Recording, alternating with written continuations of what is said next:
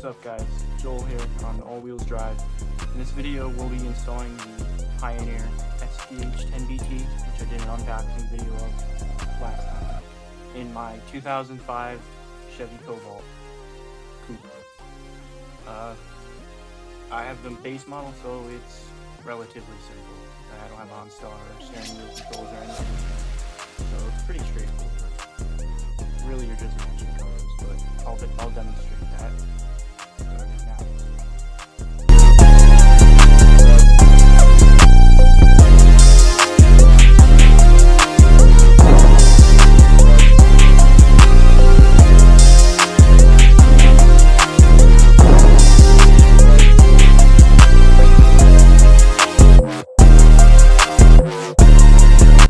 Alright, so I prepared some of the wiring before I got to the car. I capped the speaker wires off because I don't want those connected until after I have power and I can turn off the volume. I don't want to blow my speakers if it has radio static. But the other connections I did were the amp/antenna trigger and 12 volt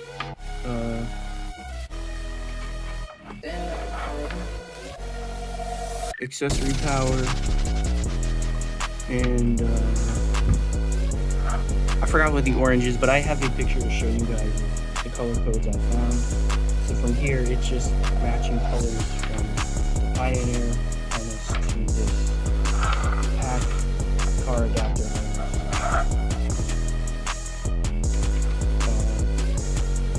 Put electrical tape around these wire nuts just to be safe. You just have to plug this into this interface, which is what will let us keep our chime. And then this connection, as you'll see later, we'll put to the back of this head unit here. And then this will connect to the harness that's already in the car. And the parking brake wire I'm not going to use for now. It's too complicated to wire to a parking brake, so if it does restrict me from using anything important on here while I'm driving, I'll just probably get a switch and wire it up to a switch so that it thinks it's on the parking brake. It's Pioneer needs this on, off, on. And then that's it for now, guys.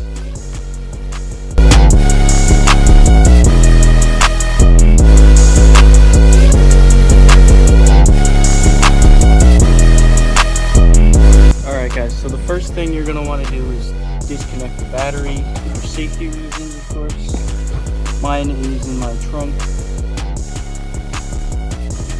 Alright, so I just did the negative side because that's all you really need to do to make sure that there's no power while you're doing this radio install so you don't get shot. Alright, next step is disassembling your dash trim. So that would be this piece, so that you can get to this, so that you can get at the bolts on the other side of this plastic here, and so you also gotta do this. Alright, we'll start here. I just have some cheap prying tools from Amazon. I'm pretty sure they were like a couple dollars.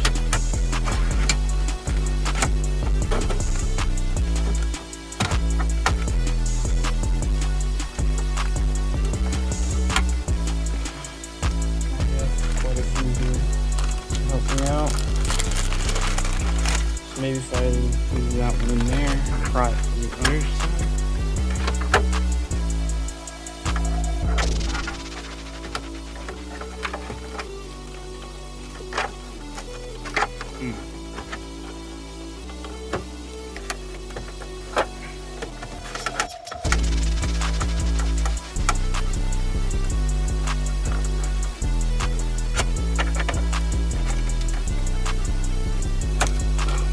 Hard. So I got the first one off the passenger side, and it's just held on by these clips. I was trying to be careful, that's why it's hard. It is cheap plastic. It's just a Cobalt.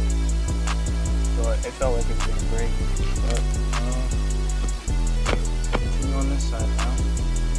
Underneath the steering wheel, this piece could just stay here for now. Like, that's good enough because you have clear access to this side panel here after I get to this one. Alright, so I got this piece here. You just got to be careful of this plug here. That's for these buttons that control what you see in the dash here. And then right over here is where you would pry at this on this side. Alright, so I've got the center trim off. On most other models, you would need to unplug the airbag sensor here. I have the most base model you can get for the Cobalt, which I don't mind. I actually love, to be honest. But anyway, we have 4 7mm bolts right here that you gotta undo.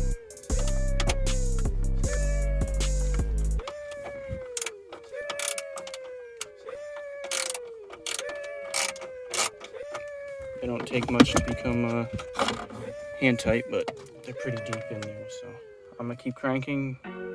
Alright, so I unbolted the radio and was able to pull it out. So you just have to undo 2 connections here. We have the antenna, and then we have all the other wiring here. It's kind of hard one-handed, but you get the point. And just pull this out. Alright, so I have the new radio in the car with the wiring harness here. And this just plugs directly into here. And then I forgot to bring the antenna adapter that you need in a GM vehicle. It's in the house, but I'll get it. It plugs right into here, and then right in there. Okay, so I plugged the wiring harness into the head unit. But before I go any further and waste my time, I just want to make sure that it can get power. So I'm going to reconnect the negative terminal on the battery. And yeah. Okay, so I totally forgot the first very important step after you plug all this in is take these black wires here. These are ground. And you need them in order to turn on the car. Turn on the radio. But also it's a safety thing. You would put them to any bolt you can find nearby, but do not share the 2.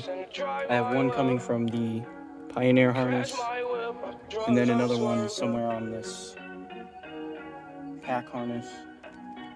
So I'm gonna use one of these 3 bolts, or 2 of these 3 bolts for the 2 wires. Alright, so I ended up connecting my grounds to these 2 right here. Just loosen the bolts, and put the wire behind the bolt, and then tighten it back up. And now we'll turn on the battery and plug that into the head unit back here and make sure it works. Alright, so it does turn on. So first I just want to make sure. Hold on, I don't know what it's doing. I just want the volume down. Okay. So the annoying thing is you can only click once at a time instead of just holding it. I don't even know if this will work. I don't know if it resets when I undo the battery, but it's worth a shot because I don't want to blow up my speakers like I said before if I get too much radio static. Alright, so now that I know that that works, I will match up all the remaining colors for the speakers, which you got to be careful with because some have stripes and some don't, which indicates either negative or positive. I don't remember which one. And so you can't mix those up, it won't be good. Okay, so I have all my speaker wires spliced together and taped and nutted and all that. So the next step I did was plug in my antenna adapter,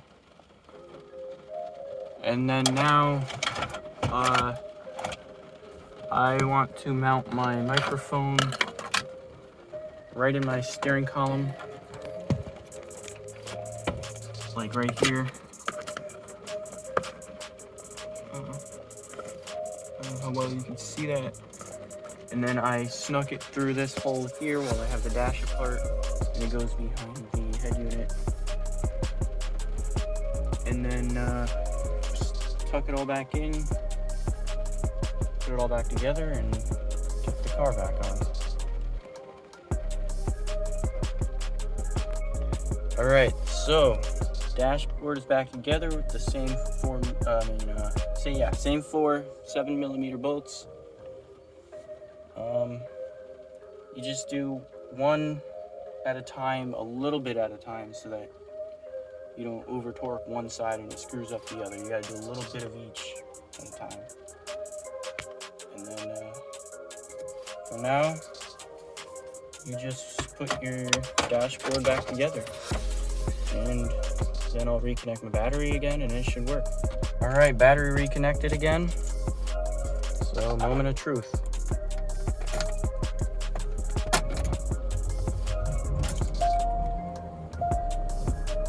Okay, turns on. Radio. Let's see if we get any volume. I hear the speakers working. All right. Alright, that's enough of that. I don't want to get copyright, but it works. Now I just gotta get the app, and then my next video will be me demonstrating this to you guys. Stay tuned. Thank you for watching. I hope this was instructive, or what's the word I'm looking for? Hope I helped you guys out. That's what I'm trying to say. That's it for now.